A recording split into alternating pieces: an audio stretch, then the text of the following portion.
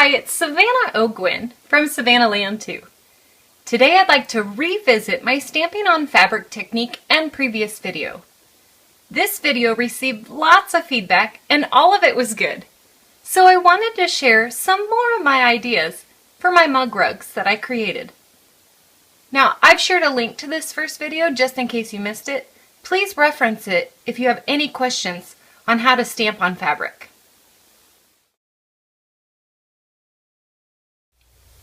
First, let me show you some of my previous examples. Now I absolutely love these two mug rugs. All I did was use some paper Smooches stamps and regular old acrylic paint. Now in my first video, I did recommend that you use fabric paint, but I didn't have any on hand. So I went out and bought some. And I'm not really sure if it's the brand that I used or the colors, but I think I'm going to have to say my overall review was not so good. I think I'm going to be sticking to my regular acrylic paint. I found that these colors were not what it looks like in this container. You can tell I stamped two different oranges right here, and the first one I used the same technique by just swiping on the paint, but it was very light and faded and I just didn't like it. So I added more paint to it, and I also didn't like that. And I'm not even sure that you can see this green, but it doesn't even look the same brightness as it is in the container.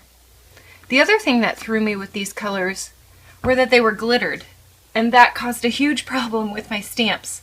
It did ruin this image, but I think I'll be able to fix it with a couple of soaks in hot water and stuff. But I don't know if it's the brand, but I definitely don't recommend these colors. So I did end up using this neon pink for two designs, and I am pleased with the way they turned out. All I did was create two fun graphic designs, and I added extra paint to the image to make them stand out. So I am happy with these, but again, I think I'll be sticking to my regular old acrylic paint. And I'm not sure you remember this example, but it's the Paper Smooches Small Fox Detailed Smoocheroo stamp that I used. I absolutely love this image. And since foxes are super popular, I wanted to use it for a mug rug. Now I explained earlier in my first video that it's difficult to get paint on small detailed images. It just clumps, and when I would apply it, it would clump near the arms and in the face, and it was just not right. And I said that I had another idea. So I tried it, and I figured out a way, I think, that will help us with small detailed images. I did ruin 5 muslin pieces in the process. So I do recommend that you try this out on scrap fabric before you stamp on your muslin. I'm going to be stamping over here. So all I did was take my image, and I followed the exact same steps from my first video, and I just want to point out, someone asked what the wax paper was for, and it's to hold your paint. So all I did was put a little bit of paint on my wax paper. Whoops, got a little bit too much. And I'm going to put some scrap paper underneath my muslin so it doesn't seep through. And all I'm going to do is follow the same steps. So I'm going to run my sponge through the paint, but instead of having lots of paint on there, I'm going to rub it to the side a little bit and make it a little bit less wet, more dry. So see how it's soaked into the sponge now? And that's all you do. Now you just rub it on or dab it on your image, and you can actually apply more paint if you want by dabbing a little bit off to the side and then applying it to your image, and then you'll just stamp it onto your muslin. Now I can't guarantee that's going to work every time, so I would try it, but that actually ended up turning out really nice. There's no clumps and it's a nice solid image. Let's try it one more time because I think the feet need to be a little bit darker. So just grab it in your sponge and make it a little less wet by rubbing it on the side.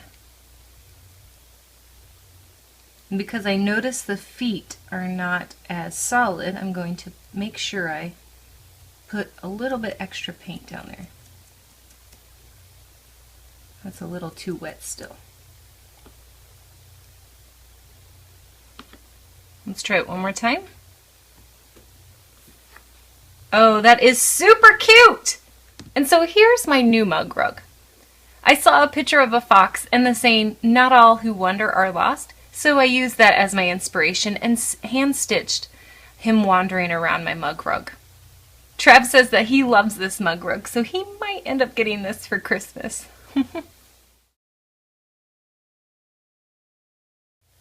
So after my first video aired, I started to think more about these mug rugs. There are so many more ideas and designs I could make using my Paper Smooches stamps. And I could even use my dies. For my next 3 mug rugs, I used Paper Smooches dies for part of the design. This first mug rug was created for my friend Karina. She loves coffee and the color teal. And I actually created this first one using a heart that I had hand cut, and I used it as a mask. And then I used one of the little 3 coffee beans and stamped it inside the heart for my design. Now, while this was a great idea, I'm not really sure it's great with fabric paint. So I scrapped that and came up with this fun design. Now, I still use the coffee beans at the bottom, and I think it turned out much better. I do have a quick tip for you, and I'm going to pull over this fox one again, and I'm going to show you how to make small images with cutouts stand out. Now let me pull over these 2 examples one more time. Notice how this coffee bean, you can see the little squiggly line in it, but these over here you cannot. And the reason is, well, A, I was running short on time, but I also figured out that once you put paint on your image, take a mechanical pencil or a needle and run it through the groove. Remove that paint. It doesn't take long. It does help your image. So all you do is ink it up. Well, of course, this one inks really nice. Let me get a little bit more so I can show you what I'm talking about. Okay, so you can see that the squiggly line is missing. And all I did was take my pencil and run it through there to make it more defined. And now when I stamp this, well, let's try that again. Usually it works. But apparently I didn't put pressure all the way across. So I'm going to run my pencil through so it's more defined. And with full pressure, you can see that that squiggly line is still there. So that's my tip for that. Now I also stamped this coffee mug, and it was a little light and wasn't strong on the muslin, so what I did was I took a paintbrush and painted the image in. And then for my die cut element, I die cut the heart from the wedding shower set, and then I just stitched in around it. I think it turned out super cute. So then I thought to myself that I needed to get a little bit more fancy, and I'm going to show you how to do that in the next segment. So to get a little fancy and die cut your fabric for your mug rugs or other fabric projects, you're going to need a couple more items. You're going to need some fabric adhesive, and I'm using I'm not even sure you can see this, but this is Heat and Bond Light, and it's iron-on adhesive. You're also going to need an iron, your die cutting machine, and I'll be using my Cuttlebug along with my A, B, and C plates, and then your Paper Smooches dies. Now I'm going to be using for this example the anchor die.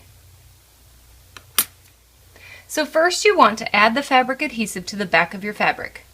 Be sure to follow instructions when using your iron and this adhesive. It's really simple. Next, you will die cut the fabric. And actually, it's the same as paper. You just need to run it through a couple more times. So all I did was layer my A plate, and then my C plate, and then I put down my fabric, and then I placed my die. Now I want to make sure to point out that I didn't put adhesive all the way down, so whenever you're placing your die, be sure it's over the adhesive. I'm going to tape it down, and then I just top it with my bead plate and run it through my die cutting machine. Now I will run it through 2 or 3 times. You can hear it cut right there, but I'm going to run it once more and then twice more.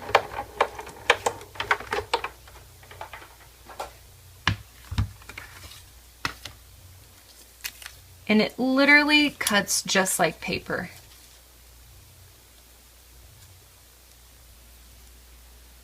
And then all you would do is remove the backing, place this on your fabric, and iron it on. Now you can end with that, but because I want to make sure that this is actually an applique, and since I wanted to make sure it would stay and last a long time, for this example I zigzag stitched around the image. And you can definitely use other stitches. Like for this one, I wanted to create something using the Hope die because October is Breast Cancer Awareness Month, and so I wanted to show my support. So all I did was use some Hope fabric, die cut the word Hope, ironed it on, and then I used a single stitch, a regular straight stitch, and followed along the word Hope several times to make it stay in place. And I know that it's not perfect and that this edge isn't stitched on and it might come off, but I'm totally okay with this because it will last for a little bit longer than if I had just ironed it on regular like that. That's all I have for you today. I really hope that you will try some of my new ideas for your mug rugs or fabric projects. I would love to see someone use paper smooches, stamps, and dies for their next fabric creation. Please leave a comment below with a link to one of your projects. I'd love to check it out. Or link up to the Inspired by Virtual Smooches post. Maybe you will be our next featured fan. Thanks so much for watching.